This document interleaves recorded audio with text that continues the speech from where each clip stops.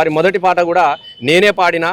నాకు అదృష్టం ఏంటంటే వారిని కూడా మొదటిసారి ఆడియో రూపంలో కాకుండా వారి గొంతును కూడా అందులో కూడా వారి పాట కూడా పాడించిన. నాకు మొట్టమొదటిసారిగా అల్లి బిల్లి అంగుర తోట, నేను ఆడుకుంటా పోయే బండ్ల బాటల్లో పాడుకుంటూ పల్లె పాట, నేను చిన్నంగా చేరాలి సిద్దిపేట, నాన్న నీ జీవితంలో నీకు మొదటి పాట ఇస్తున్నా అని చెప్పేసి ఆ బండి పాట తను అనుకున్నటువంటి పాటల ప్రస్థానం మొదలైనటువంటి సందర్భంలో అనేక పాటలు, అనేక జానపదాలు వారు కూడా నేను రూపొందించినటువంటి ఆడియో క్యాసెట్లో కూడా ఎల్లమ్మో జర జల్దీ తిరిగి రావాలని తొలిసారిగా గొంతు విప్పిండు రికార్డింగ్లో. మరి గంత సుదీర్ఘ ప్రయాణంలో మరి 2002లో మేము ధూమ్ధాం పెట్టినప్పుడు మనకు కూడా ఒక పాట ఉండాలి కదా, మనకు ఒక ప్రార్థన పాట ఉండాలి కదా అని మొదటి ధూమ్ధాంలో ఆ పాట లేకుండే జై జయ తెలంగాణ. రెండు కేవలం ఆ రోజు అందశ్రీ గారు మన సూడా సక్కని తల్లి బ్యాలే మన నాగరాజు తను అద్భుతంగా రూపొందించినటువంటి సందర్భం కూడా మీ అందరికీ తెలుసు. సుక్కల్లో జాబిల్లి కుల వృత్తులు అన్నికి కూడు దొరకాలంటే తెలంగాణ రావాలన్నటువంటి ఒక బ్యాలే యావత్తు తెలంగాణ సకల సంస్కృతికి వారసులైనటువంటి అనేక మందిని జనాలను కుల వృత్తులను నమ్ముకున్నటువంటి కదిలించినటువంటి సందర్భంలో ఆ పాటను ముందు ప్రదర్శించగానే అందశ్రీ గారు మధ్యలోకి వచ్చి ఇది అందశ్రీ రాశి అనగానే అందరూ లేచి చప్పట్లు కొట్టేవాళ్ళు. దాని తర్వాత ఏవి మన పల్లెల్లోన మరి వెటువైనవి కుమ్మరివాముల తుమ్మలు మొలిసను కమ్మరి కొలిమిలో దుమ్ము వేరెను అని చెప్పేసి గోరెటెంకన్న పాటను క్రోడీకరించి ఒక అద్భుతమైనటువంటి బ్యాలేగా రూపొందించి ప్రదర్శన మొదలుపెట్టినామంటే మరి ధూమ్ధాంలో అంత గొప్ప ప్రజలను చైతన్యం చేసారో మీ అందరు తెలుసు. దాని తదనంతరము అందశ్రీ గారు మేము కూర్చున్నప్పుడు మనకు ఒక ప్రార్థన గీతం ఉండాలి అన్నప్పుడు జయ జయ తెలంగాణ అనే ఉద్యమ గీతము ధూమ్ధాం కోసం రాసినది. ధూమ్ధాం వేదికకు మొట్టమొదటిసారిగా ఆ ప్రార్థన గీతంతో మొదలు పెట్టాలన్నటువంటి ఆలోచన చేసినప్పుడు అందశ్రీ గారు దాన్ని రాస్తే మేము వారు పాడుతూ ఉంటే ఆ వేదిక మీద మేమందరం పాడేది ఆ ఒక్క పాట కోసము వందలుగా మైళ్ళు ప్రయాణం చేసి అలసట లేకుండా అప్పుడు వాస్తవంగా మొదట్లో తొలినాలలో మొదలుపెట్టినాడు. ఎవరు లేరు, నేను నాగరాజు మా అందశ్రీ గారు గోరేటి వెంకన్న ఇట్లాంటి కొంతమంది ఉన్నారు. ఇంకా గద్దర్ అన్న ప్రస్థానం ఇంకా అక్కడికి ఇంకా స్టార్టే కాలేదు 2006 లాగా. అంటే అనేకమైన పాటలు సూడ సక్కని తల్లి సుక్కల జాబిలి కాకుండా సూడు తెలంగాణ సుక్క నీళ్లు లేని దాన అని చెప్పేసి దుఃఖం నీళ్ళ కోసం తనలాడుతున్నటువంటి దుఃఖాన్ని వర్ణించడంతో పాటుగా నేను మొట్టమొదటిసారిగా 2001లో సింహగర్జన మొదలుపెట్టి రోజు కరీంనగర్లోన నా కోసం పాట రాసిండు. అరే గల్లు గల్లు గల్లు గల్లు గజ్జల మోతో అన్నల్లారావో సెల్లెల్లార గవ్వల మోతో అన్నల్లారావో సెల్లెల్లార అరే మండుతున్న గుండెలన్నీ దండుగట్టి దరివేసి ప్రతినబూనె తెలంగాణ పట్టాభిషేకానికి చల్ అరే కమం మెట్టు కోరుగల్లు కదులుతున్నదో అన్నల్లారా అని చెప్పేసి లక్షలాది మంది నాతోని పదం కలిపి కదం తొక్కుతూ ఆడినటువంటి ఒక అద్భుతమైనటువంటి ఉద్యమ గీతాలు.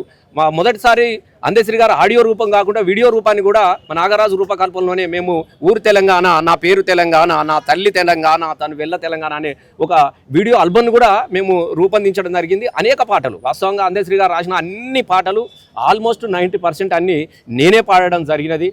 ముఖ్యంగా నాకు ఇవాళ నేను ఈ స్థాయిలో ఒక పాటగానిగా ఒక ఆటగానిగా తెలంగాణ ఉద్యమ కళాకారునిగా నిలబడడానికి వెనుక అందశ్రీ గారి కృషి ఎంతో ఉన్నది.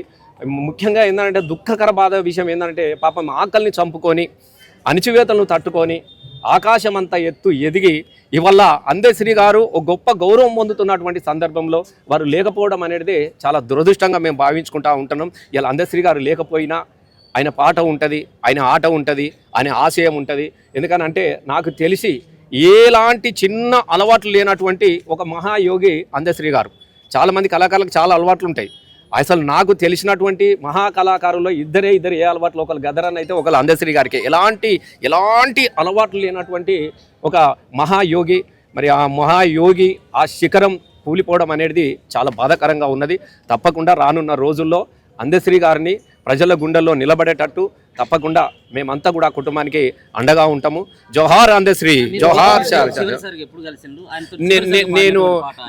నేను చాలా రోజులే, ఎందుకనంటే తెలంగాణ రాష్ట్రం ఏర్పడిన తర్వాత నేను ఎమ్మెల్యేగా ఎన్నికైన తర్వాత అప్పుడప్పుడు ఫంక్షన్లనే కలిసినాం తప్ప పాటల మధ్యన అనుబంధం అనేది లేకుంటే, ఎందుకంటే మాకు కుటుంబ అనుబంధాలు కూడా చాలా ఉంటాయి. ఇప్పుడు ఆ పిల్లలు కానీ ఆ కుటుంబంగా నేను ఈ లాలపేటలకు ఎన్ని వేల సార్లు వచ్చినాయి. నేను ఇక్కడ చదువుకున్నప్పుడు తెలుగు యూనివర్సిటీలో నేను జానపద ఎంఏ విద్యార్థిగా ఉన్నప్పుడు కూడా ఎవ్రీడే నాతోనే ఉండేది. వాళ్ళ రేబర్త్ పోయేది, అన్ని తిరిగేది సిద్దిపేట ఇక్కడికి మేము చాలా అనుబంధం అన్నట్టు ఆత్మీయతను అంటే ఇక చెప్పుకోలేనటువంటి జ్ఞాపకాలు మా ఇద్దరి మధ్యన ఉన్నప్పటికీ రాజకీయాల అవసరాల కోసం నేను అటువైపు వెళ్ళిన తర్వాత ఇటువైపు వెళ్ళిన తర్వాత మొన్న ఒక ఫంక్షన్లో కలిసాం, ఒక పెళ్ళిలో తప్ప పాటల ప్రస్థాన వేదిక అనేది తెలంగాణ రాష్ట్రం వచ్చిన తర్వాత నేను ఎప్పుడు కూడా పంచుకోలేదు, తను కూడా రాలేదు. చివరిసారిగా చాలా ఇంకా నేను అంటే ఈ పాట నేను తెలంగాణ రాష్ట్రం ఏర్పడ్డదాకానే ఆయన పాటల ప్రస్తావం కానీ జై జై తెలంగాణ కానీ ఇవన్నీ కూడా చేయడం జరిగినది. చాలా పాటలు ఇప్పుడు ఆయన రాసింది నేనే పల్లె నీకు వందనాలమ్మ పాటలో కూడా పల్లె నీకు వందనాలమ్మో నన్ను గన్నా తల్లి తల్లి నీకు వందనాలమ్మో నాకు పాట నేర్పి ఆట నేర్పి బతుకు బాటను చూపినందుకు పల్లె నీకు. అది తన మీద తను రాసుకున్నటువంటి పాటను కూడా నా చేతనే పాడిపించిండు అందశ్రీ గారు.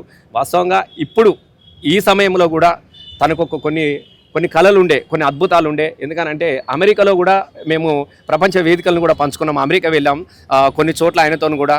ఆయన అమెరికా ప్రపంచమంతా కూడా మాకు ఒక లక్ష్మణ్ అని ఉంటాడు TDF, తనని తీసుకొని బ్రెజిల్ వెళ్ళిండు, అమెజాన్ నది, ఇవన్నీ నదుల పూద తిరిగి ఈ నదుల ప్రస్తావనకు ఈ నడకని మూలానికి కనుక్కొని ఒక అద్భుతమైనటువంటి పాటలు రాసే ప్రయత్నంలో అది పూర్తి కాకుండానే వెళ్ళిపోయినందుకు కొంత బాధగా ఉన్నది. తప్పకుండా మళ్ళీ అవకాశం వస్తే ఆ నది నడకను, ఆయన నడిచిన నడకను మేము కొనసాగిస్తాము. ఇప్పుడు నాగరాజు.